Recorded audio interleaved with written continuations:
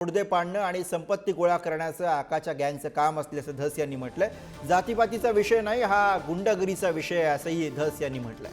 महादेव मुंडे प्रकरणात तपास सुरू झाल्यावरती 15 ते 20 जण गायब असल्याची माहिती सुरेश धस यांनी दिली आहे.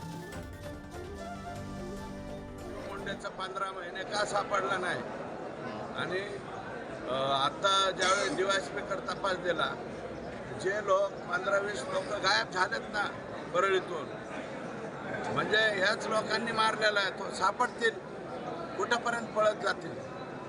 आणि माझं मत असं आहे की जे नवीन आमदार आहेत त्यांनी बोलताना बरं का थोडंसं समजदारी घेऊन बोलावं अशी माझी विनंती.